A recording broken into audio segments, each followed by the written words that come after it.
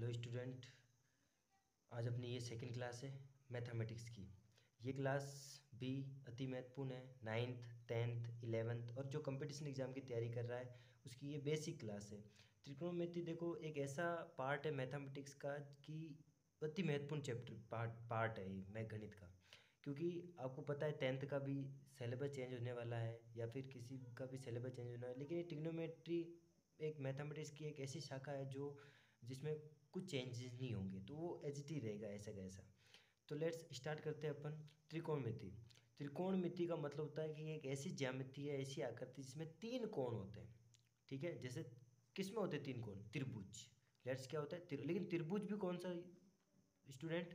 समकोण त्रिभुज। कौन सा त्रिभुज? समकोण त्रिभुज। अब समकोण त्रिभुज जब आया है तो पहली बात, समकोण त्रिभुज आया तभी ट्रिग्नोमेट्री बनी, लागू तभी हुई ट्रिग्नोमेट्री, यानी कि जो मैथ की जो शाखा है ट्रिग्नोमेट्री है समकोण त्रिभुज के ऊपर चलती है। अब समकोण त्रिभुज के ऊपर क्यों चलती है सर? क्योंकि समकोण त्रिभुज में एक खासियत होती है कि इसमें एक कर्ण होता है जिसको हाइपोटेनस बोलते हैं। समकोण त्रिभुज में एक लंब होता है जिससे परपेंडिकुलर बोलते हैं। इसको क्या बोलते हैं? परपेंडिकुलर बोलते हैं। ठीक है ना। और एक होता है आधार जिसे हम क्या बोलते हैं? बेस बोलते हैं। क्या बोलते हैं? बेस। ठीक है। अब आपको पता होना चाहिए कि समकोण त्रिभुज के अंदर जो ये जो चिन्ह है बेटा, ये 90 डिग्री का है। किसका है? 90 डिग्री का। इसको बोलते हैं 90 डिग्री। जहाँ भी ये चिन्ह दिखेगा आपको 90 डिग्री बस शो करेगा। 90 डिग्री के सामने हमेशा ध्यान रखना समकोण त्रिभुज में 90 डिग्री के सामने हमेशा क्या होता है? कर्ण होता है। ठीक है ना, ध्यान रखना। अगर मैं इस वाली कोण को थीटा मान लेता हूँ, एक थीटा। अब देखो थीटा, थीटा क्या होता है? एक कोण होता है। क्या होता है स्टूडेंट? एक कोण होता है। लेट्स थीटा क्या होता है? एक कोण होता है जो एक सिंबल होता है जिसको गणित में यूज की जाती है। ठीक है। और थीटा के सामने हमेशा ध्यान रखना अपना क्या होता है? लंब होता है, परपेंडिकुलर होता है, जिसे पी से शो करते हैं। ठीक है, ध्यान रखना। अब आपसे पूछेगा सर त्रिग्नोमेट्री शाखा किसने बनाई? ये पाइथागोरस ने बनाई थी। किसने बनाई थी? पाइथागोरस। यानी ट्रिग्नोमेट्री को बनाने वाला व्यक्ति कौन था? गणितज्ञ कौन थे? पाइथागोरस थे, जिसने अपनी प्रमेय दी थी। हिंदी में इसको बोलते हैं बोधायन प्रमेय। अब सर होती क्या है पाइथागोरस प्रमेय? होती क्या है? आपका क्वेश्चन सर ये होता है, कर्ण का स्क्वायर बराबर लंब का स्क्वायर प्लस आधार का स्क्वायर। मतलब कहने का तात्पर्य यह है कि कर्ण का जो वर्ग होता है वो लंब के वर्ग और आधार के वर्ग के योग के बराबर होता है। जैसे इस वाले त्रिभुज में, मेरा त्रिभुज का नाम है ए बी सी, तो ए सी इसमें क्या है? कर्ण है। बी सी इसमें क्या है? लंब है। और ए बी क्या है? इसमें आधार है। तो इन सब का वर्ग, इन दोनों भुजा के वर्गों का योग किसके बराबर होता है बेटा? कर्ण के बराबर होता है। थोड़ा ध्यान रखना। अब आपसे एक क्वेश्चन होता है कि समकोण त्रिभुज का क्षेत्रफल, बड़ा इंपॉर्टेंट है। अधिकतर बच्चे गलतियां करते हैं कि त्रिभुज के क्षेत्रफल अगर पूछते तो वो बोल देते हैं आधार 1/2 आधार इंटू ऊंचाई, जो कि गलत होता है। आपको ध्यान रखना है 1/2 आधार इंटू ऊंचाई ये समकोण त्रिभुज का क्षेत्रफल है। मैं एक अलग से वीडियो बनाऊंगा जिसमें सभी त्रिभुज के क्षेत्रफल मैं आपको लिखवाऊंगा, उनकी परिभाषा लिखवाऊंगा, वो होते कैसे वो सब लिखवाऊंगा। लेकिन एक बात ध्यान रखना, कोई भी आपसे पूछे त्रिभुज के क्षेत्रफल तो आप उससे पूछो किस आधार पर, क्योंकि समकोण त्रिभुज का क्षेत्रफल होता है बेटा ये 1/2 आधार इंटू ऊंचाई। थोड़ा ध्यान रखना इस चीज़ का। ठीक है, फिर अपन आगे चलते हैं। इस अपनी जब तुम पढ़ते हो ना इसको, तो एक पेन कॉपी लेके बैठो, उतारते जाओ साथ साथ में, ताकि आपके नोट्स बनते जाएंगे और वो नोट्स आपके बाद में बहुत हेल्पफुल होंगे। अब आते हैं त्रिकोणमिति अनुपात। अब त्रिकोणमिति अनुपात कितने होते हैं? ये पाइथागोरस ने दिए थे। कितने होते हैं? 6 होते हैं। साइन, कोस, टेन, कोट, सेक, कोसेक। ध्यान रखना। ठीक है, मैंने पहले ही बता दिया थीटा एक कोण होता है जिसे एक चिन्ह से द्वारा, सिंबल के द्वारा बताया जाता है। ठीक है ना। अब एक चीज़ आपको पता होनी चाहिए, साइन थीटा। साइन थीटा हमेशा होता है लंब बटा कर्ण। कोस थीटा होता है आधार बटा कर्ण। टेन थीटा होता है लंब बटा आधार। कोसेक थीटा होता है कर्ण बटा लंब। सेक थीटा होता है कर्ण बटा आधार। और कोट थीटा होता है आधार बटा लंब। अब इसमें याद नहीं होता है, ये कन्फ्यूजन होता है, तो इसकी ट्रिक है।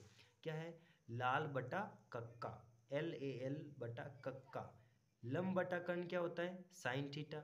आधार बटा कर्ण क्या होता है? Cos theta. लंब बटा आधार क्या होता है? Tan theta. कोसेक थीटा क्या होता है? कर्ण बटा लंब। सेक थीटा क्या होता है? कर्ण बटा आधार। और कोट थीटा क्या होता है? आधार बटा लंब। ठीक है, तो लाल बटा कक्का से याद रखना, ये थोड़ा ट्रिक है, आपको याद हो जाएगा।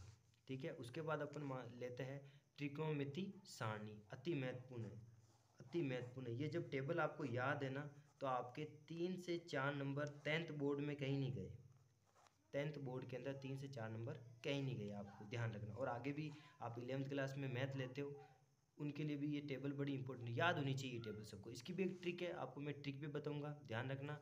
अब इसमें आपको ये अधिकतर बच्चे ये रटनी नहीं है। देखो बेटा, रटोगे तो भूल जाओगे। गणित एक ऐसा सब्जेक्ट जिसमें रटना बिल्कुल ही नहीं है। इसकी भी एक ट्रिक है मैं जो आपको मैं बताने वाला हूँ। लेकिन पहले तो आपको ये समझो कि सर ये थीटा जब कोण है तो 0 degree, 30 degree, 45 degree, 60 degree, 90 degree, ये फिक्स, ये थीटा के उस वो मान है जहाँ पर ये मान निकले गए हैं, ठीक है ना। अब सर 2 डिग्री क्यों नहीं लिया? 2 डिग्री इसलिए नहीं लिया, 1 डिग्री इसलिए नहीं लिया बेटा, क्योंकि उस थीटा कोई फिक्स मान नहीं होता, ठीक है। तो पाइथागोरस ने ये टेबल इस हिसाब से बना रखी है, ठीक है। अब आपको पहले तो ये पता होना चाहिए, जो कोण होते हैं ना बेटा, कोण, जो ये कोण होते हैं, इसके मात्रक, इसके दो मात्रक होते हैं बेटा, दो मात्रक होते हैं। कितने मात्रक होते हैं? दो मात्रक होते हैं। कौन कौन से? एक तो होता है डिग्री, क्या होता है बेटा? डिग्री। जैसे 1 डिग्री, 2 डिग्री, ऐसे जैसे अपनी डिग्री है ना, डिग्री जैसे 50 डिग्री, जैसे मैंने यहाँ लिखा 0 डिग्री। एक होता है रेडियन, क्या होता है बेटा? रेडियन। रेडियन, रेडियन मत कर देना, रेडियन है। रेडियन का मतलब होता है पाई, क्या होता है? पाई। ये कोण का एक मात्रक होता है। जैसे मैंने लिखा बेटा 30 डिग्री, अब 30 डिग्री के नीचे मैंने पाई/6 क्यों लिखा? 30 डिग्री के नीचे मैंने पाई/6 क्यों लिखा? तो इसका मैं कारण बताता हूँ आपको। पाई/6 लिखने का कारण क्या है? देखो, मैंने लिखा 30 डिग्री, तो इस 30 डिग्री के नीचे मैंने लिखा, इसको अपन पाई/30 डिग्री है ना बेटा, तो 30 डिग्री को मैंने लिख रखा है पाई/6। कितना लिख रखा है? पाई/6। क्यों? क्योंकि पाई मैंने अभी बताया था, पाई का मतलब होता है रेडियन। ये कोण पाई, पाई का मतलब होता है रेडियन, ठीक है ना। एक मिनट, रेडियन, और रेडियन होता है, तो रेडियन के अंदर क्या होता है कि पाई का मान कितना होता है? 180 डिग्री। अब ये मत बोलना कि सर वो पाई का मान जो हमने पढ़ रखा है, पाई का मान जो हमने पढ़ रखा है, जैसे कौन सा? 22/7। क्या पढ़ रखा है? 22/7।